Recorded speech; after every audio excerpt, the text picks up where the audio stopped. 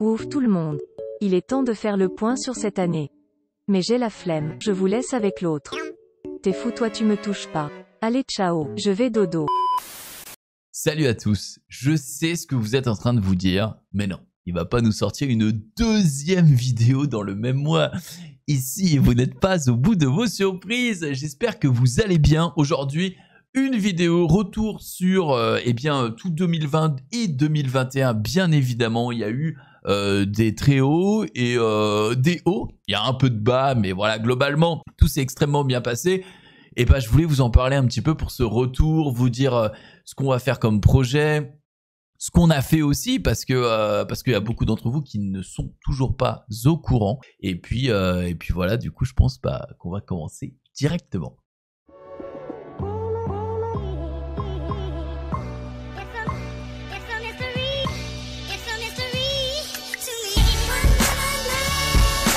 Alors, on commence avec, on va partir sur juillet 2020, parce que moi il faut savoir quand même que ça fait 1 an et demi maintenant que je suis rentré en France et que à partir seulement de juillet 2020 j'avais mon chez moi, j'avais d'ailleurs ce chez moi. D'ailleurs c'est pas la première fois que vous voyez ce décor, il me semble que si. Et du coup bien voilà, j'ai emménagé et à partir de là j'avais beaucoup de soucis, vous le savez, avec l'administration française. Beaucoup de choses se sont passées dans cette année 2020, année Covid évidemment pour tout le monde. Déjà août-septembre, on avait les SWC, c'était en ligne, ça n'avait rien à voir avec ce que j'avais eu l'habitude de faire. Il y avait eu pas mal de progression technique à faire et surtout avec Sheizu aussi, il fallait qu'on caste sans qu'on soit l'un à côté de l'autre et ça c'était un exercice difficile mais intéressant puisqu'il fallait faire ça, faire semblant de tourner la tête pour parler à son compère. Enfin, on n'était pas obligé de le faire, mais je veux dire, ça rendait le truc plus naturel, donc on essayait de le faire, ça nous faisait marrer, et c'est vrai qu'on avait eu une belle compétition Summoners War cette année-là, même si en ligne, donc pour moi, c'est la valeur d'un événement en ligne par rapport à un événement hors ligne, c'est divisé par 100, quoi, parce qu'il n'y a pas les cris des gens, il n'y a pas les encouragements, il n'y a pas même les rencontres et tout, donc voilà, c'est pas du tout la même ambiance, mais ça restait quand même vachement bien de l'intérieur. Et j'espère évidemment que ça vous avait plu pour ceux qui avaient regardé. Mais voilà, SWC 2020 du coup, c'était très bien évidemment. Donc la compétition Summoners War, peut-être pour ceux qui regardent et qui n'y connaissent rien sur Summoners War, on va y venir. D'ailleurs, sur Summoners War, à ce moment-là, il y avait eu des grosses mises à jour avec la mise à jour d'août, septembre, je sais pas si vous vous rappelez, on avait eu du coup le GB12 qui était arrivé, enfin tous les donjons niveau 12. On avait eu également, si je ne dis pas de bêtises, l'arrivée des artefacts. On avait eu les combats automatiques, il me semble. Je crois que tout était arrivé un petit peu dans la même période. Et la collaboration Street Fighter avec les Ryu et le Bison Feu, maintenant que vous connaissez certainement, qui nous ont régalé. Donc ouais, il y avait eu beaucoup de news côté Summoners War, donc ça régalait. Mais déjà à ce moment-là, avec le Covid et tout, déjà moi j'étais un petit peu moins motivé par le jeu. Mais bon, je continuais à jouer, d'ailleurs je continue toujours, hein. C'est pas un clap de fin que je vous dis là. Mais voilà, à ce moment-là, j'étais un petit peu moins motivé par le jeu. Et boum, il y a tout ça qui arrive, ça donne envie, on farm, on s'y remet, on fait des petits tutos et ça régale. Donc ça, c'était à peu près pour, tu vois, septembre, octobre. Et octobre, novembre, si je dis pas de bêtises, débute le partenariat avec AppGallery. Donc AppGallery qui me contacte. Vous savez que moi, j'avais quitté Amazon depuis un certain moment. AppGallery qui fait à peu près la même chose. Et en fait, avant de dire oui à AppGallery, c'est pareil, ça a pris très longtemps. Parce que je voulais pas revivre la même chose qu'avec Amazon. Donc je leur avais dit de base... bon ok, moi je veux ça, tu vois, s'il y a des réductions, je veux qu'elles soient bien, je veux qu'il y ait des cadeaux pour les gens, voilà, et surtout je veux que dans le temps, ces réductions, ces cadeaux et tout, ils diminuent pas, quoi, que ça reste intéressant pour tout le monde, donc un partenariat important pour moi. Qu'est-ce qu'on faisait aussi? On faisait l'aventure Minecraft avec Gigi et Bitel. Alors c'est une aventure qu'on a un peu stoppée out of nowhere, parce que tous les trois... on n'arrivait plus à s'accorder sur le temps, etc. Mais il y a eu cette aventure Minecraft où je postais des épisodes régulièrement. Il y avait des gens qui aimaient bien. Peu de gens par rapport à mon audience YouTube habituelle, mais c'est normal, c'est pas du Summoners War. Là aussi, je vais y revenir. Mais en tout cas, nous, on s'amusait bien, quoi. On se fendait la gueule. Moi, j'étais débutant, et je le suis toujours, hein, extrêmement débutant sur Minecraft. Je faisais péter un plomb aux deux autres, c'était marrant.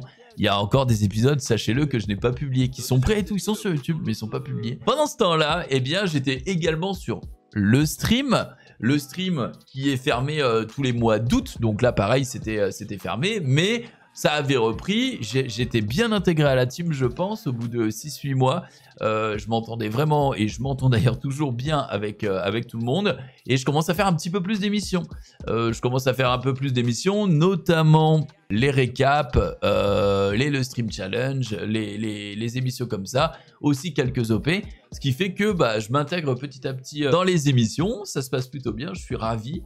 Et du coup, mon aventure le stream suit son cours. Aventure le stream que vous, si vous ne me suivez que sur ma chaîne perso, vous ne suivez pas ou vous ne suiviez pas. Donc en fait, il y a plein de moments, d'ailleurs entre juillet et mai, j'ai envie de dire, de l'année dernière, où vous deviez vous dire, mais Junpei, en fait, il ne branle rien, il ne fait plus rien. Alors que faux, puisque je faisais énormément de streams sur le stream, j'en faisais aussi sur ma chaîne, mais en saccadé, parce que j'arrivais pas à trouver le rythme que je voulais.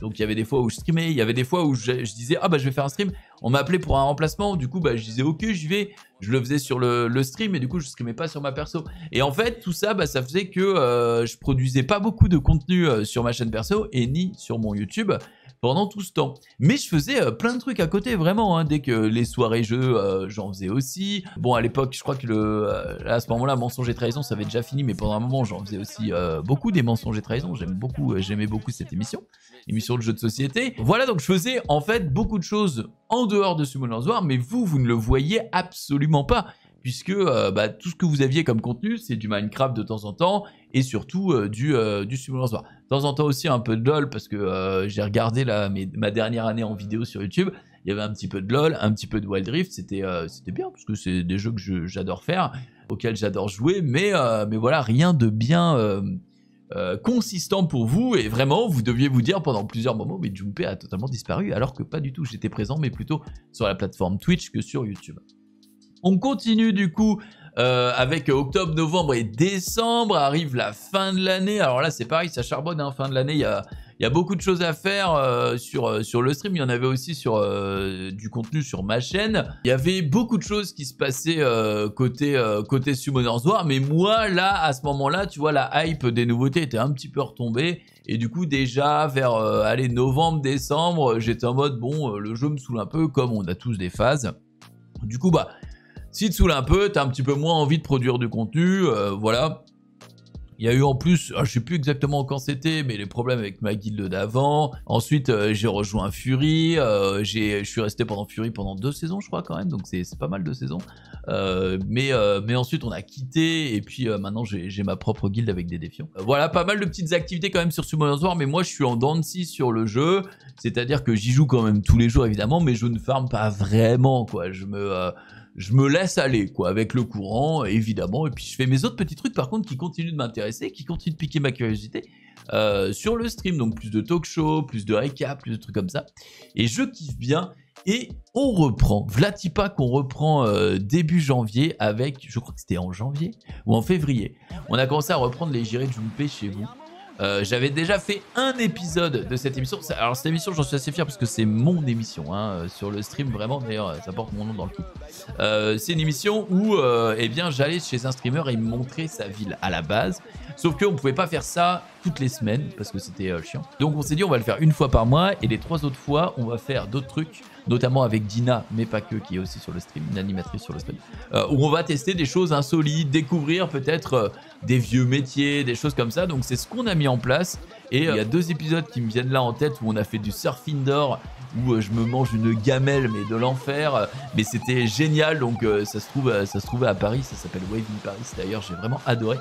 Et aussi où on a fait notamment eh bien, de la simulation de chute libre où mon masque s'accroche à mon nez comme ça, où Dina et Rof sont morts de rire, je me tape une honte de ouf parce que je suis dans la soufflerie, je suis comme ça en train de voler, il y a le masque qui se colle à mon nez, etc. C'était vraiment marrant. Et du coup voilà, on s'est fait plein de petits trucs, et cette émission c'est un peu mon bébé, moi d'un côté, puisque comme je vous l'ai dit, c'est mon concept à la base, et du coup j'avais envie de bien le peaufiner. Le Covid n'a pas beaucoup aidé, mais du coup on était sur une bonne dynamique, et ça fait plaisir puisque à la rentrée j'aurai encore plus de moyens, plus de partenaires, on va dire, pour pouvoir faire ça. Et j'ai hâte de pouvoir non pas vous en dire, mais vous en montrer plus. Mais c'est pareil, tout ce contenu, encore une fois, vu que je travaille beaucoup en live, je n'ai pas le temps de le mettre vraiment sur YouTube. Vous avez des petites bribes par-ci par-là, je crois que des fois j'ai mis des rediffs, mais c'est souvent des grosses rediffs de 2 heures, et du coup ça vous intéressait pas forcément, etc. Donc encore une fois, vous aviez certainement l'impression que j'étais totalement absent, alors que ça bossait, et ça bossait plutôt bien. Puisqu'il faut savoir que 2020, je sais pas si vous le saviez, mais je vous le dis, c'était mon année à moi la plus rémunératrice, et surtout celle où je me suis le plus senti développé au sein de ce que j'avais envie de faire dans mes streams et dans mes vidéos. Vidéo, il n'y en avait pas, mais je veux dire, c'est vraiment le truc que j'avais envie de faire, quoi. Je me suis dit, ok, Simulator, c'est cool, mais il y a des fois où j'aime moins le jeu. Il y a des fois où je l'aime beaucoup et je vais produire beaucoup de contenu, mais quand je l'aime moins, j'en produis moins, et du coup, qu'est-ce que je fais en attendant? Il y a plein de trucs que j'aime dans la vie, et du coup, il faudrait que je puisse être capable de partager tout ça, mais bon, ça restait dans un coin de ma tête.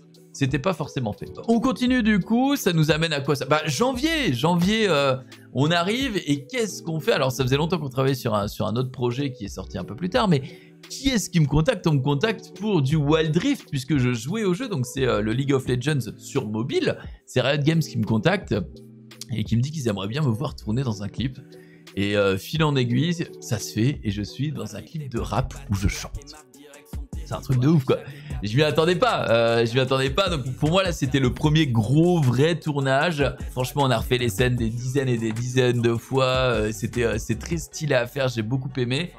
Et puis le public finalement, je pensais qu'au début que les gens allaient dire mon cringeomètre s'affole, mais l'équipe de prod et tout a réussi à faire un truc vraiment sympa, je trouve, qui fait que c'était largement regardable. En tout cas, j'ai demandé à tout le monde et ils m'ont dit mais non, en vrai c'est même plutôt cool et tout. Et du coup voilà, j'étais plutôt fier d'avoir participé à ça parce que c'est la première fois que je travaillais vraiment avec Riot et c'était la première fois aussi que je venais à chanter dans un clip. Et en fait, c'était pas si mal. Donc voilà, c'était une bonne étape dans ma carrière, si je puis me permettre. Et ce qui a emmené derrière, eh bien, des mini-films avec Summoners War, des films qu'on a réalisés avec le stream, notamment pour l'anniversaire des 7 ans. Il y aura des extraits, évidemment. Et ouais, on a fait ces 2 pubs-là, et c'est pareil, c'était très cool à tourner. Et moi, je me suis trouvé un petit kiff vraiment à jouer un rôle. Alors, voilà, je sais pas si c'est réussi, pas réussi, mais en tout cas, les gens ont vraiment apprécié, ou nous ont fait des retours vraiment cool là-dessus. Du coup, moi, ça m'a donné envie de prendre des cours de théâtre, etc. pour améliorer ce côté-là et pour peut-être passer des castings pour des pubs ou des tout petits rôles dans des trucs.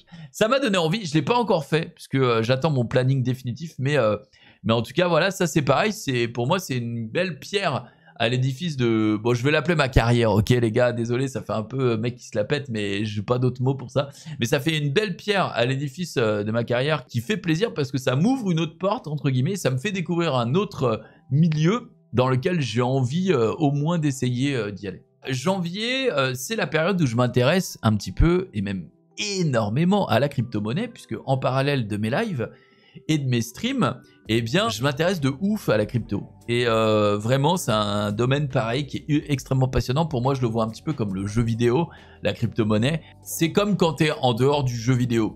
Quand tu rentres dans le jeu vidéo, tu te dis, mais attends, mais c'est énorme. Il n'y a pas que du geek, hein, parce que c'est assez mal vu par les moldus du jeu vidéo.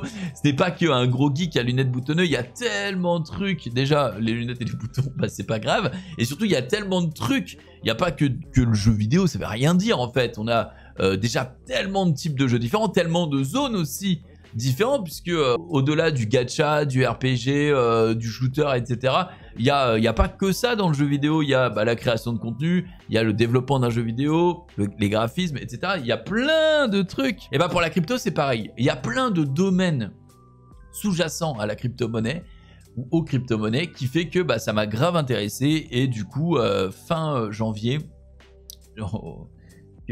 bien. Je reviens parce que Junpei a oublié de parler du Z-Event. Il a cru que ça se verrait pas. Je vous laisse juger.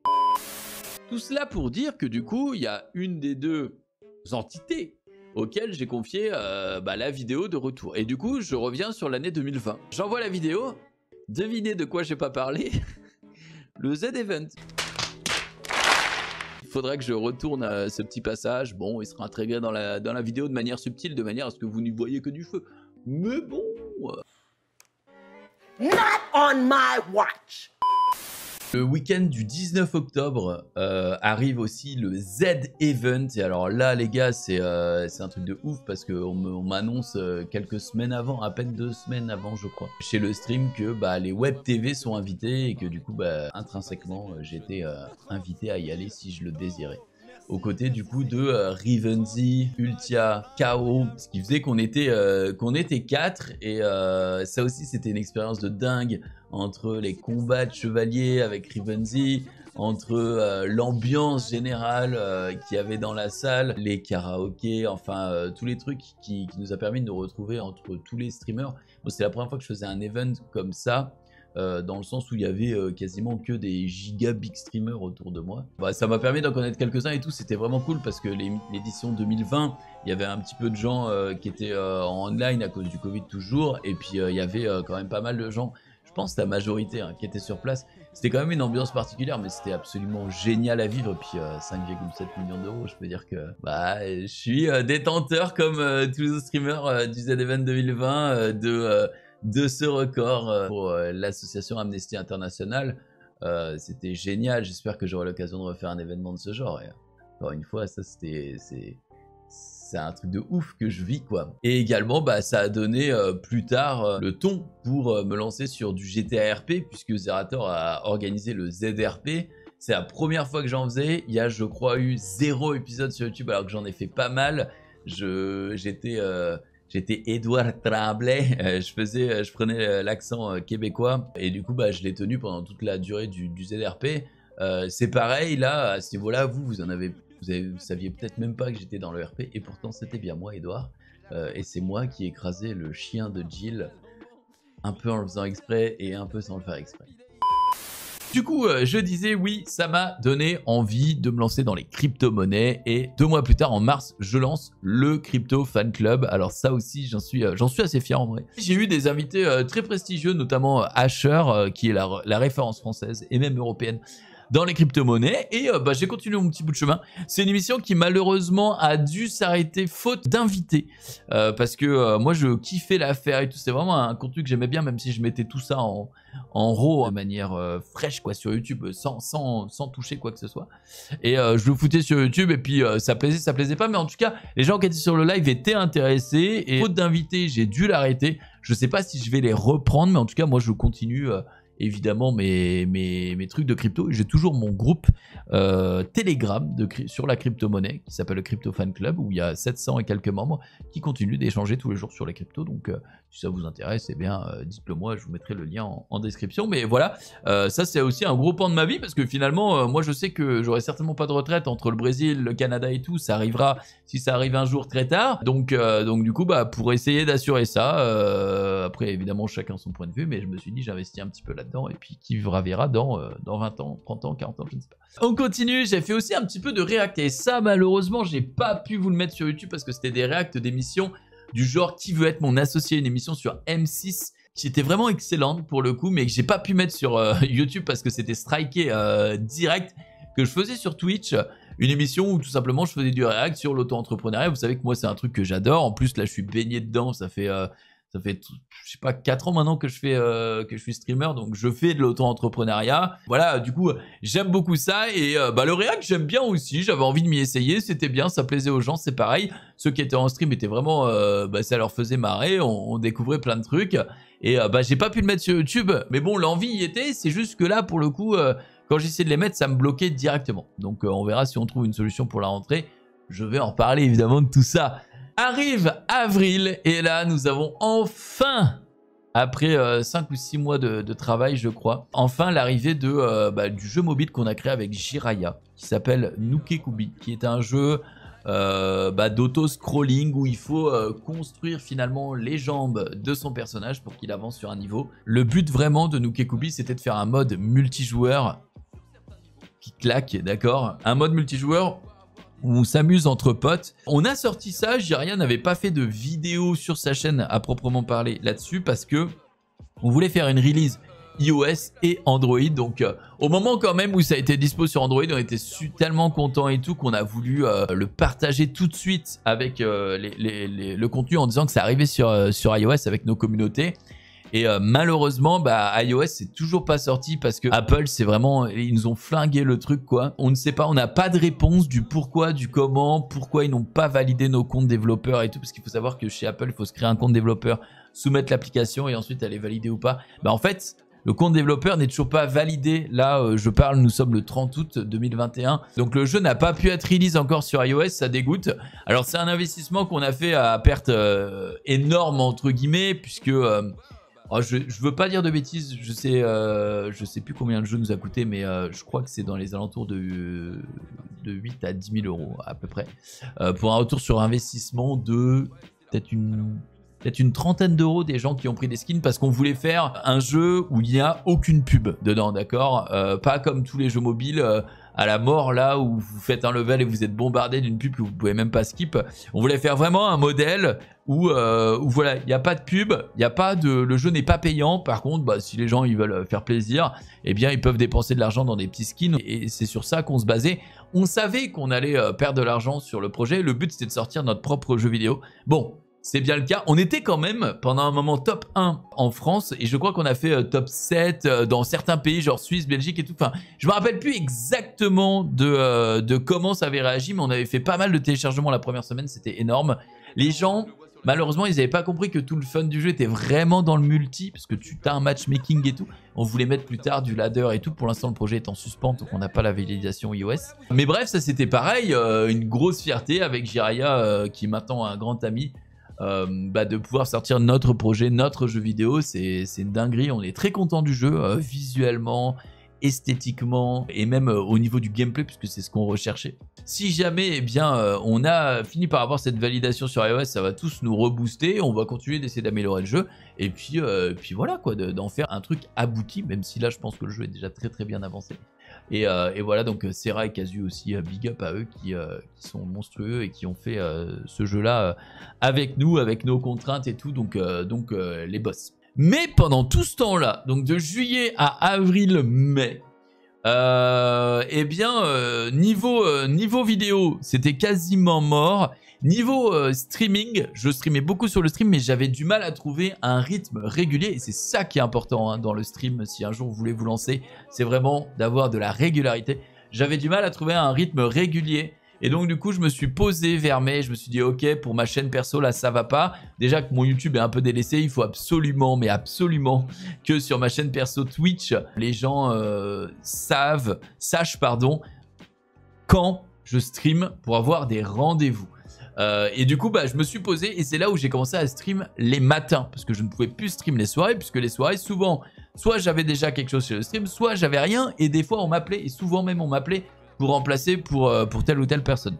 Et donc du coup je me suis mis à stream les matins et ça m'a donné un super rythme. Les gens étaient ravis de me revoir. Il faut savoir que avant d'arriver chez le stream j'avais peut-être 1000 abonnés sur Twitch. Mais au fur et à mesure du temps évidemment vu que j'étais beaucoup moins présent à des horaires moins régulières et qu'en plus j'avais enfin j'ai toujours d'ailleurs un salaire chez le stream, les gens ils préféraient donner leur prime à d'autres gens, ce que je comprends, à d'autres streamers qui étaient plutôt indépendants. Ils me trouvaient moins en stream parce que j'étais le matin maintenant, il y a quand même des fois où je faisais le soir, mais ils le savaient pas forcément.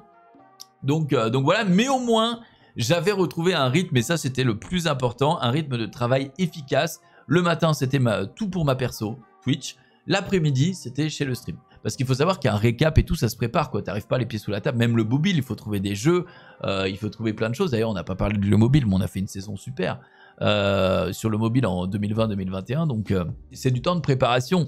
Et donc, du coup, ça m'a amené des fois à faire du 5 heures de live le matin. Ensuite, je mangeais en vite fait. L'après-midi, je préparais le récap, je préparais le mobile et ensuite je faisais le mobile, le récap et le prime du soir. Donc en gros, je faisais 11 heures de live plus les préparations, tu vois, ça me faisait des journées assez remplies. Donc là-dessus, impossible de penser à YouTube évidemment. Quand tu fais 11 heures de live plus, on va dire 2 heures de prep, t'as pas le temps le soir de te dire tiens je vais découper une vidéo, la monter et tout pour la foutre sur YouTube quoi. Donc aucune chance que tout ça arrive sur YouTube. C'est pour ça qu'à partir de mai j'avais un bon rythme de travail mais toujours ce côté YouTube délaissé. Arrive du coup juillet, et là il y a Oli Energy, mais non, Oli Energy, qui me contacte également pour devenir, tout comme AppGallery, partenaire de la chaîne. Alors, vous ne le saviez même pas sur YouTube, hein. Il n'y a que sur Twitch qui le savait, j'en avais pas encore parlé sur YouTube. Donc Oli Energy, c'est quoi? C'est tout simplement une boisson énergisante. Si vous aviez l'habitude d'en boire, c'est de la poudre que vous mettez dans un shaker. Donc c'est pas une boisson gazeuse, sauf si vous mettez de l'eau gazeuse. Ils ont 3 goûts d'ailleurs, tropical, framboise et citron. Il y a beaucoup moins de sucre que une boisson gazeuse normale, puisqu'il n'y a pas de sucre ajouté, donc très peu de calories, etc. Mais tous les bienfaits évidemment de l'énergisant. C'est de la micro-caféine encapsulée, si je puis me permettre. Le contact, avant ça, je dis ok, j'étais un petit peu sceptique. Je dis ok, envoyez-moi d'abord les produits quand même pour que je goûte, je me fasse mon avis, puis après on verra. Et là, je goûte et je me dis ok, il n'y a pas de sucre ajouté et tout. Je m'attendais à ce que ce soit pas bon, c'était trop bon. Notamment le goût tropical, si je puis me permettre d'enchaîner sur l'OP. Ils veulent être partenaires de la chaîne, moi ça me régale. Il y a certainement des gens qui boivent de la boisson énergisante, donc let's go. Et du coup, on fait ce partenariat aussi. Et du coup, AppGallery plus Oli Energy, je commence à réfléchir et me dire, on tient un truc pas mal en termes de partenariat pour que je puisse réfléchir à prendre un monteur attitré pour ma chaîne. Et là, j'y arrive. J'y arrive à ceux qui regardent cette vidéo, d'ailleurs les premiers, puisque c'est eux qui montent cette vidéo. Et du coup, je me dis, ok, c'est pas mal. Alors, bref, je le présente et tout. Les gens en plus kiffent. Les retours que j'ai sur les gens qui ont commandé du Oli, avec en plus les 10% de réduction grâce au code Oli, je vous le mettrai dans la description, c'est pour moi, sont ravis, ça fonctionne bien, etc. Donc du coup, le partenariat se poursuit là, jusqu'à maintenant en tout cas. En fait, ce que je veux, c'est que toutes ces expériences que j'ai pu vivre en 2020 et que j'ai pas pu vous partager sur YouTube, elles soient en 2021 sur mon YouTube. Donc ça veut dire, des condensés de J'irai jumper chez vous ou J'irai jumper dehors, suivant l'émission. Des condensés, des tests des nouveaux jeux que je fais, puisque là je vais tester des gachas quasiment toutes les semaines, des nouveaux jeux. Et si j'aime bien, je resterai plusieurs semaines sur le même jeu. Du Summoner's War à balle, parce que ce que je vous ai pas dit, c'est qu'entre temps, je me suis remis à Summoner's War. Vous l'avez vu lors de la dernière vidéo, puisque je suis bien classé en RTA. Bon, maintenant je suis un peu moins bien classé que la dernière vidéo, mais c'est pas grave. Je suis quand même très bien classé, je prends du plaisir à jouer au jeu, un plaisir infini. Et ça fait plaisir, ça donne envie de créer du contenu. Donc voilà, retour du Summoner's War. D'autres vidéos, des best-of et des vidéos montées comme vous en voyez actuellement. Donc voilà, c'était du coup pour moi une très belle année et je vous ai un petit peu tout résumé. Maintenant pour 2021, il va y avoir une pré-rentrée à partir d'aujourd'hui. Je vais reprendre les streams sur ma chaîne perso, évidemment du lundi au vendredi. Dès que la rentrée, le stream se fait, j'aurai mon planning complet, du coup je pourrai réagencer les cases, mais globalement, je vais pas tout vous spoil, mais il y aura voilà, du test de jeu, du Summoner's War, des best-of, des condensés, des émissions un petit peu dans tous les sens. Vous allez avoir entre 4 et 6 vidéos par semaine. Et puis du coup, on continue les projets. Merci beaucoup de m'avoir soutenu dans cette année un petit peu fantôme sur YouTube, puisque là, on reprend de plus belle. N'hésitez pas à vous abonner pour louper aucune des vidéos. J'ai des objectifs d'abonnés qui sont dans la tête, hein, on verra bien si on les atteint ou pas, mais si vous regardez cette vidéo jusqu'à la fin, j'espère que vous êtes abonnés, sinon n'hésitez pas. Vous savez quasiment tout de cette année précédente. Maintenant, on repart pour 2021 de plus belle. Dans tous les cas, il y aura maintenant des monteurs qui vont m'épauler grâce aux différents sponsors que j'ai pu acquérir l'année dernière, qui vont m'épauler pour la suite des événements. Donc voilà, je vous remercie pour tout, parce que c'est grâce à vous si on en est là. Et comme je vous l'ai dit, même si vous ne le voyez pas là, moi j'ai énormément grandi entre l'année dernière et cette année. D'ailleurs, sur les réseaux, par contre, je suis extrêmement actif, que ce soit Twitter ou Insta maintenant. Donc pareil, n'hésitez pas à follow, je poste des conneries H24 notamment. Petite image de Mamel Bent là. Voilà, elle fait plaisir celle-là. Voilà, merci beaucoup d'avoir regardé, à très bientôt et c'est le ciao.